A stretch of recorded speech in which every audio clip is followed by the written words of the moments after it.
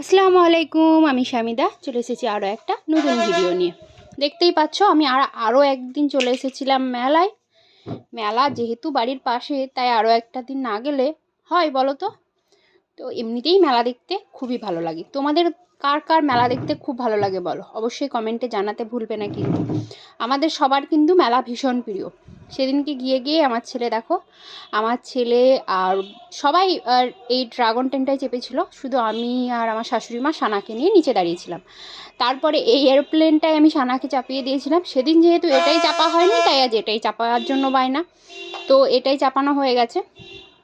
ও এটাই বেশ এনজয় করছিল, তো তোমাদের সঙ্গে একটুখানি শেয়ার করলাম ওর দুষ্টুমিটা।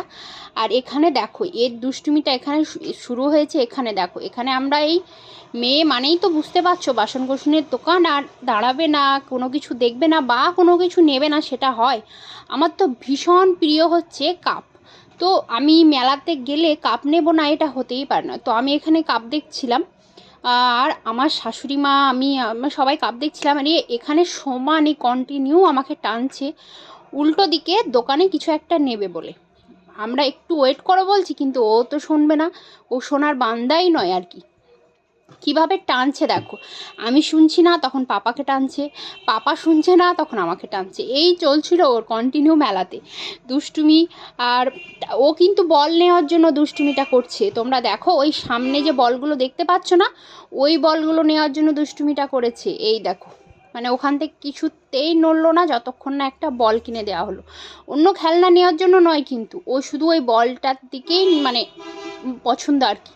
তো বলটা নেওয়া হয়েছিল ওর জন্য। তারপরে ও নিজের মতো করে খেললো, কিন্তু প্রথমে বলটা না নেওয়া পর্যন্ত ও কিন্তু দুষ্টুমিটা করেছে কন্টিনিউ। দেখো এখনও নিইনি, ও কিন্তু এবার বায়না শুরু করেছে, মানে কান্না।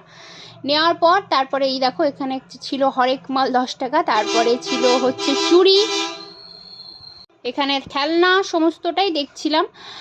এটাও ছিল কিছু হরেক মাল 5 টাকা বোধ হয়। তারপরে আমরা এখানে ফুচকা খেলাম, তারপরে একটুখানি সবাই মিলে খাবার খেলাম, মানে ফুচকা, তারপরে আরও কিছু খাওয়া হয়েছিল একটু একটু করে।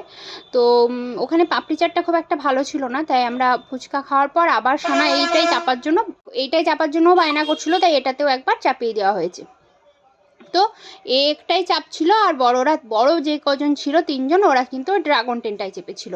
ওই দেখো ড্রাগন ট্রেনটা এখন কিন্তু অনেকটাই রাত হয়ে গেছিলো, প্রায় ড্রাগন ট্রেনটা বন্ধই হয়ে গেছিলো, শুধু ওই আমাদের 3টে বাচ্চাকে নিয়ে ড্রাগন ট্রেনটা মানে ছেড়েছিল। আর এই দেখো লাস্টে সবাই একটুখানি খাওয়া দাওয়া করে বেরিয়ে চলে এলাম। আজকের মতো এটুকুই, চলো বাই।